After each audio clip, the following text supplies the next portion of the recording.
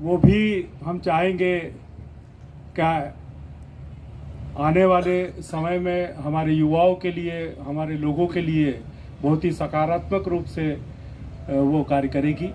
और मैं अब आवाज़ दे रहा हूँ डॉक्टर हीरा मीणा जी को। आप आए। और मैं चाहूँगा कि थोड़ा संक्षिप्त में, क्योंकि अगला सत्र भी और इसके बाद में प्रवासी भारतीयों का भी एक सत्र यहाँ होना है इसी मंच पर। जो बाहर विदेश से पधारे हैं वे भी इसी मंच पे आएंगे दूसरी बार। आइए।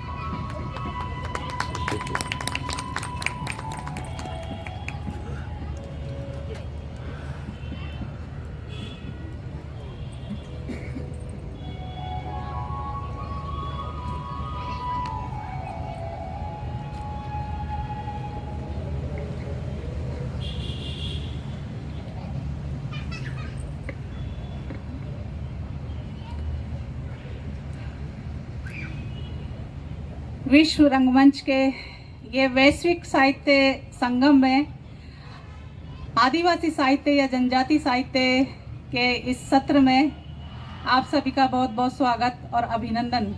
ये जो विषय दिया गया हमें, लुप्त प्राय भाषाएं, मुद्दे, संरक्षण और पुनरुद्धार।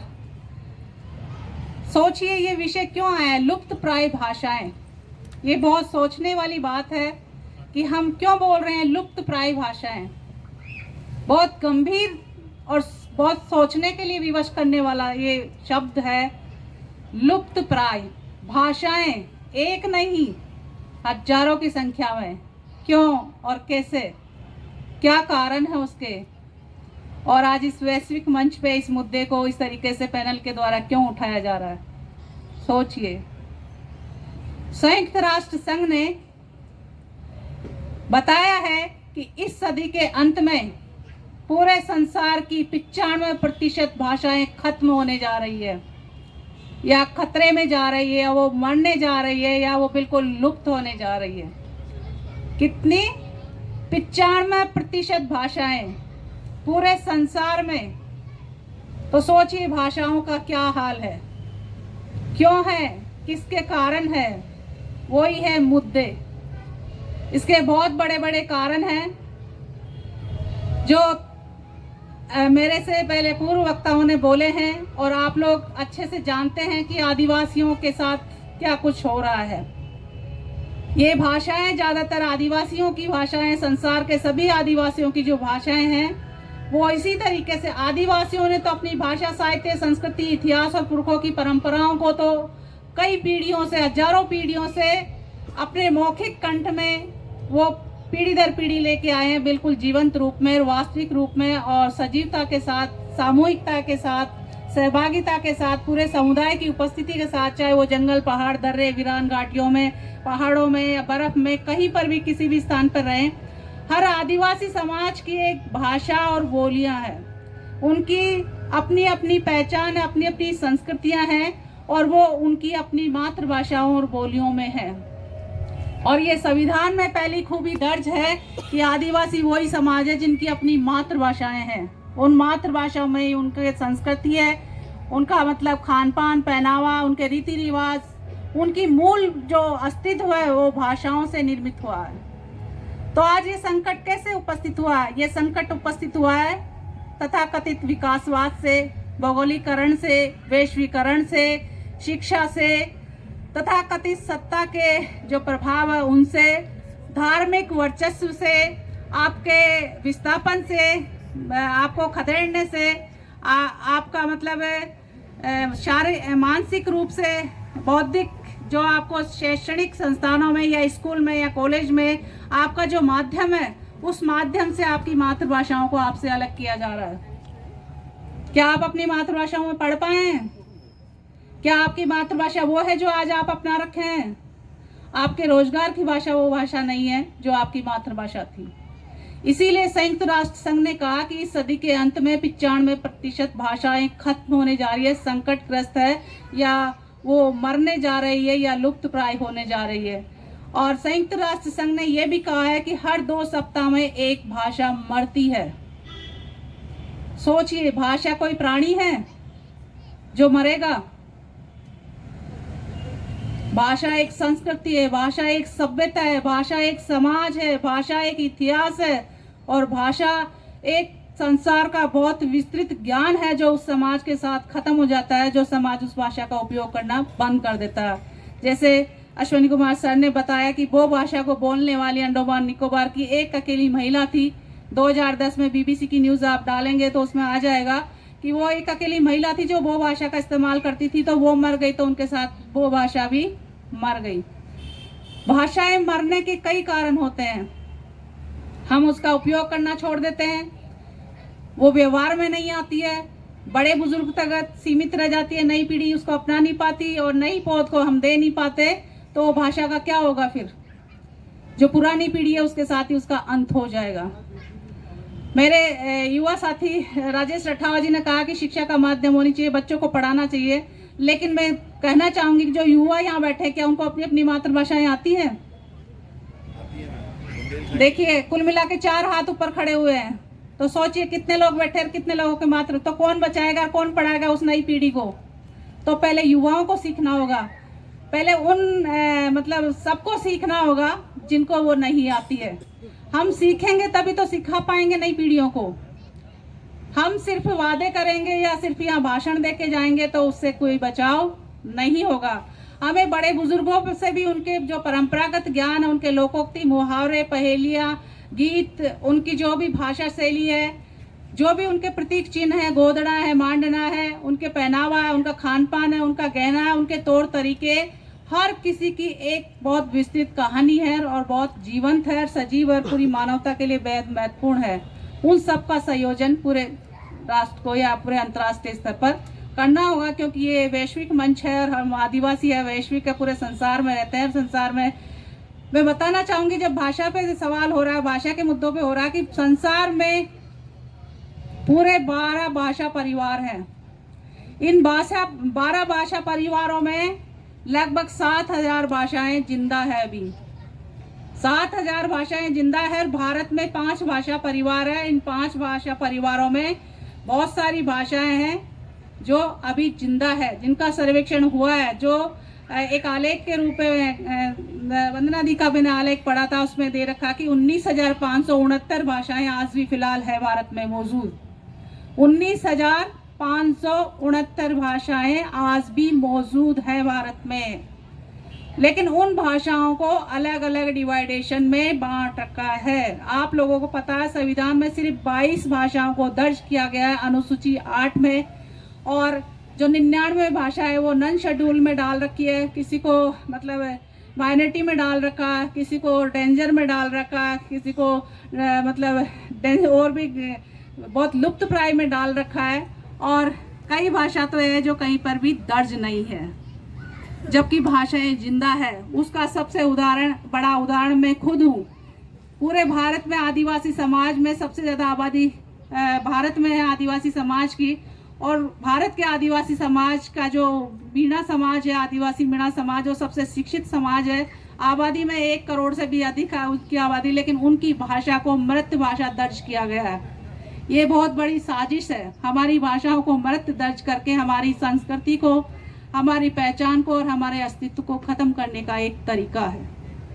तो हम अब खुद को ही उठ खड़ा होना है। जैसे सर ने इतना कुछ किया है, मैडम ने इतना कुछ किया है, और ये वैश्विक मंच भी आज हमारे साथ कदम ताल मिला रहा है जनजातीय साहित्य को लेकर या आदिवासी समाज को लेकर। तो हम सबको मिलकर कदम ताल मिलाकर एक समन्वय बनाकर हम सब को बचाने के लिए आदिवासी भाषाओं के ज्ञान को सहेजना होगा, क्योंकि भारत के जो 5 भाषा परिवार है, उनमें 5 भाषा परिवारों में मैं बताना चाहूंगी ऑस्ट्रो एशियाटिक भाषा परिवार है, द्रविड़ भाषा परिवार है, अंडोमानी निकोबारी भाषा परिवार है, और तिब्बती भाषा परिवार है, और भारोपीय भाषा परिवार है। तो इन सारे भाषा परिवारों में आदिवासियों की ही भाषा ज्यादा है। सिर्फ भारोपीय में थोड़ी कम है, लेकिन भारोपीय में भी आदिवासियों की भाषा है।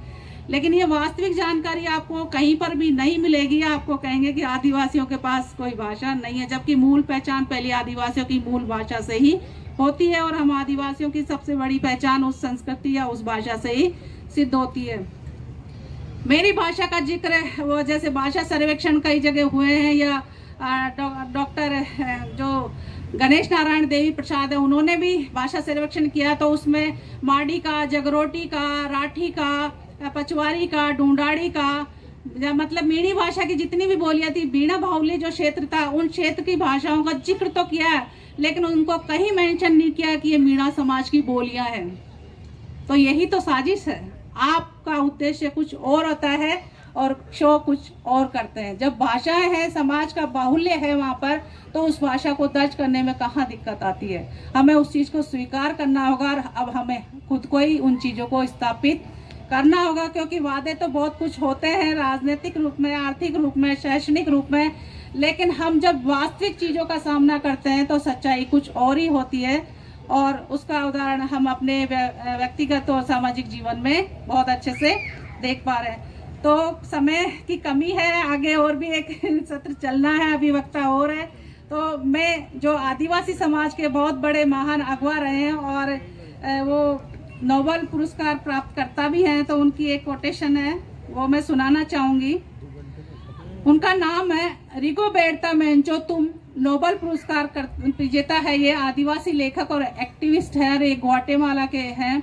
इन्होंने कहा है, हम आदिवासी अतीत के मिथक और किस्से नहीं हैं, जंगलों के संरक्षित अभ्यारण्य नहीं है और न ही सभ्यताओं के चिड़ियाघर या संग्रहालय है। हम आदिवासी हैं। हम चाहते हैं बाहरी दुनिया हमसे इंसान की तरह पेश आए।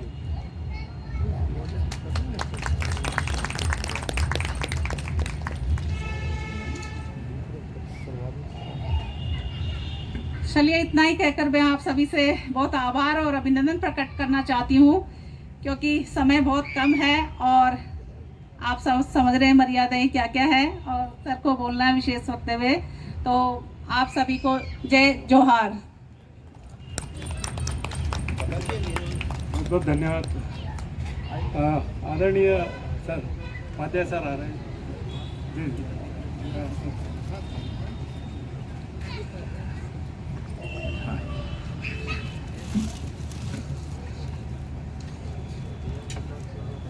समय की बाध्यता है, इसलिए बहुत लंबा कोई वक्तव्य मैं नहीं दूंगा। मंच पर उपस्थित सभी वक्तागण और हमारे बीच जनजातीय जो विमर्श हो रहा उसकी किंवदंती पुरुष दादा वसंत निर्गुणे बैठे हुए हैं, मैं उनका हृदय से नमन करता हूं। यहाँ उपस्थित सभी विद्वत मनीषी, अभी हमने सभी बड़े विचारोत्तेजक वक्तव्य सुने, विशेष रूप से पंकज जी का, उसके पूर्व आपका टेटे जी का और अभी बहन का। तो ये इन वक्तव्यों के माध्यम से हम समझ पाए हैं कि वो जनजातीय चेतना के अंदर क्या सुलग रहा है। असल में कंठ की जो बात कर रहे थे, हमारे यहाँ भाषा तो बहुत बाद में आई और हमारे यहाँ कंठ ही वह सिंहासन है जिस पर भाषा का राजा बैठकर शब्दों के संसार पर शासन करता है।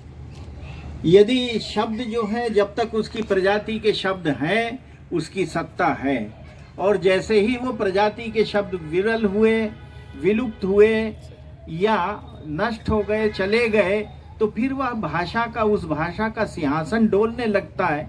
और वह सिंहासन डोलते डोलते एक समय ऐसा आता है जब वह भाषा उस सिंहासन से उतार दी जाती है, फिर किसी दूसरी भाषा का राज आरंभ हो जाता है। शब्द बदल जाते हैं, शब्द विरल हो जाते हैं, शब्द परिवर्तित हो जाते हैं, और जिसका बाहुल्य होता है वह भाषा हमारे यहाँ फिर से प्रभावी हो जाती है, वह बोली जाने लगती है।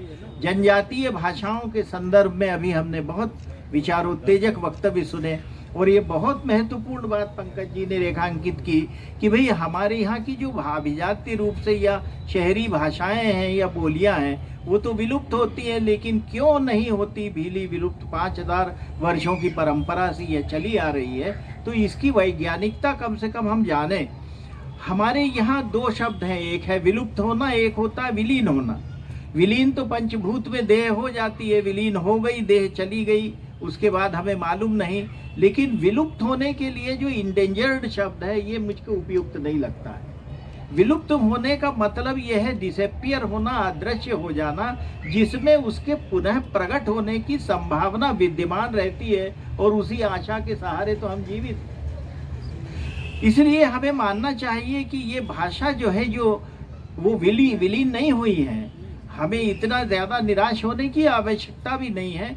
भाषा हमारे यहाँ विलुप्त हो गई है। अभी आंकड़ों की बात हम यदि करें तो बहुत सारे आंकड़े हैं, और जो मैसूर के जो भाषा के संस्थान का आपने उदाहरण दिया, संदर्भ दिया है, वो पूरा का पूरा सर्वेक्षण करता है। अभी जो नवीनतम 21-22 के आंकड़े आए हैं, जिसमें 586 भाषाओं के संबंध में कहा गया है कि केवल वो भाषा बोली जाती है, बाकी लगभग विलुप्त होने की कगार पे हैं या विलुप्त हो गई हैं, वो अपनी जगह है।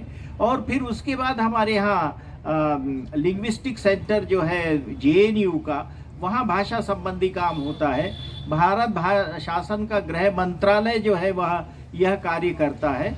और इसके अलावा हो सकता है विवाद हो या उनके संबंध में कोई कंट्रोवर्सी हो, लेकिन फिर भी एक बड़ा काम डॉक्टर गणेश देवी ने किया है। उन्होंने अब 2010 में 850 भाषाओं का सर्वेक्षण किया, और 850 भाषाओं में से उन्होंने 250 भाषाएं ऐसी आइडेंटिफाई की, ऐसी पहचानी जो विलुप्त हो रही हैं। इसके अलावा फिर हमारे यहाँ यह आंकड़ा भी आया कि 197 भाषाएं हमारे यहाँ विलुप्त होने की कगार पे हैं। हमारे यहाँ सबसे ज़्यादा विलुप्तीकरण वैश्विक स्तर के ऊपर हो रहा है, तो वो विलुप्तीकरण हो रहा है रूस में, अमेरिका में, और तीसरे नंबर पे भारत है। और बहन ने जैसा अभी बताया, ये भी कहा जा रहा है कि हर 2 हफ्ते में हमारे यहाँ एक भाषा मृत हो रही है। ये आंकड़े तो हैं अपनी जगह, लेकिन जो मुद्दा है वो ये है कि भाषा का विलुप्तीकरण जो है वो क्यों हो रहा है। और ये मैं बात मानता हूँ, ये भाषाविदों ने भी बात कही है कि कोइतूर भाषाओं के खिलाफ षड्यंत्र रचा जा रहा है। जो कोइतूर भाषाएं हैं, जो जनजातीय भाषाएं हैं, और बहुत अच्छी बात है कि कम से कम झारखंड में ये जागृति है। हमारी महामहिम डॉक्टर द्रौपदी मुर्मू की अध्यक्षता में एक बार जब वो राज्यपाल थी तो भाषा संबंधी एक विमर्श हुआ था, और डॉक्टर रघुनाथ मुर्मू हैं वहाँ, जिन्होंने एक भाषा जो है उसका 25 वर्ष पहले उसका स्क्रिप्ट बनाया है, संथाली भाषा का, जिसको बच्चे पढ़ रहे हैं। झारखंड में ये काम हो रहा है और वहाँ ऐसा निरंतर विमर्श होता है। तो ये विलुप्त होने के तो अनेक कारण हैं। उनमें कारकों को 51 कारक गिनाए गए हैं, और इसके संबंध में जैसा हमारे यहाँ झारखंड में काम हुआ, मैं ऑस्ट्रेलिया में सिडनी में गया और वहाँ मैंने देखा, वहाँ नेशनल यूनिवर्सिटी ऑफ ऑस्ट्रेलिया के प्रोफेसर लैंडेन ने बड़ा काम किया। उन्होंने कहा है कि 6000 भाषाएं जो हैं इनके संबंध में काम हुआ है, और डॉक्टर गणेश देवी की अब योजना है कि वो अंतर्राष्ट्रीय स्तर के ऊपर भी ये भाषाओं के विलुप्तीकरण के बारे में सोचेंगे, बात करेंगे। हमारे यहाँ भाषाओं के विलुप्त होने के अभी जैसे बहन ने भी गिनाए, अभी अनेक कारण गिनाए, समय नहीं है, लेकिन हमारे यहाँ विलुप्तीकरण का कारण जो पहचाना गया है वो ये है कि हमारे यहाँ की जो तटीय राज्यों के अंदर बोली जाने वाली भाषा हैं, वहाँ ये मछली पालन की नई तकनीक के कारण जो पलायन हो रहा है वो एक कारण है। भाषाविद एक कारण नई सड़कों का बनना मानते हैं कि जो नई सड़क बनी उनके कारण पलायन बढ़ गया, और पलायन बढ़ गया इसलिए विलुप्तीकरण हो रहा है। तकनीक के कारण विलुप्तीकरण हो रहा है, अंग्रेजी के कारण विलुप्तीकरण हो रहा है। ऐसे अनेक कारण हैं, विस्तार में जाने की अभी आवश्यकता नहीं है समय की बाध्यता देखते हुए, लेकिन इनके संरक्षण के लिए जो चिंता है वो मैं करता हूँ, बहुत जायज़ चिंता है। और हम सब लोगों का ये दायित्व है कि जनजातीय भाषाओं के संरक्षण के लिए विशेष रूप से प्रयास करें। और वहाँ जो टोटम की भाषा है, जो जनजातीय विमर्श की भाषा है, जो आपने बताया संकेत की भाषा, उस भाषा के संबंध में हमें निरंतर शोध करके और उसके संरक्षण का प्रयास करना चाहिए। अनेक मुद्दे हैं हमारे यहाँ। बंजारे लोगों के संबंध में तो भाषा इसलिए विलुप्त हो रही है क्योंकि उनके ऊपर ये आक्षेप लगा दिया जाता है कि ये लोग जो हैं ये अपराधी वृत्ति के हैं, तो वो कहीं अपनी भाषा के कारण ना पहचान लिए जाएं, इसलिए वो अपनी भाषा बोलना छोड़ दिए। एक सर्वेक्षण ये भी कहता है। तो ये जो है, ये इस प्रकार की चिंताओं के बारे में विमर्श करने की आवश्यकता है। और मैं भी और हम सब अनुभव करते हैं कि विश्व रंग ने यदि ये मंच दिया तो ये मंच जो है वो हम सब लोगों के लिए एक निश्चित ही एक प्रस्थान बिंदु सिद्ध होगा। एक आगे की दिशा जो है वो हमें मिलेगी। भाषा के पुनरुद्धार के संबंध में यदि कोई बात की जाए तो मैं नहीं समझता हूँ कि इसके पुनरुद्धार करने की आवश्यकता है। क्योंकि पुनरुद्धार जो है वो तो भाषा का हम अपने प्रयासों के माध्यम से करेंगे तो वो पुनरुद्धार स्वयं हो जाएगा। हमारे यहाँ का कवि जो है वो बड़ा आश्वस्त है कि विश्व भाषा के जो शब्द विलुप्त हो गए थे, श्रीकांत जोशी कहते हैं, वे शब्द फिर लौटेंगे निश्चय, वे शब्द फिर लौटेंगे ब्रह्मांड के खंड खंड होने से, लेकिन लौटेंगे समय के कहने से। इसलिए हमें समय पर और हमारे प्रयासों के प्रति आश्वस्त होना चाहिए और इसी आशा के साथ मैं अपना वक्तव्य को विराम देता हूँ। बहुत बहुत धन्यवाद आदरणीय उपाध्याय सर। इस क्रम में मैं आग्रह करूंगा, 2 पुस्तकों का यहाँ पर लोकार्पण होना है। एक पुस्तक है लिपिबद्ध होना, लेखिका डॉक्टर स्नेहलता नेगी जी हमारे बीच में है। आप प्रोफेसर हैं दिल्ली विश्वविद्यालय में, आपसे आग्रह है कृपया मंच पर पधारें। और एक पुस्तक जिनका शीर्षक है, आदरणीय हीरा मीणा जी की पुस्तक है, वाचिक साहित्य की पुरखौती परंपराएं और गीत, उनसे भी आग्रह कृपया अपनी पुस्तक का लोकार्पण कराएं। आ जाइए आप मैम। आप फोटो खींचिएगा। पारस फोटो परस आप लीजिए।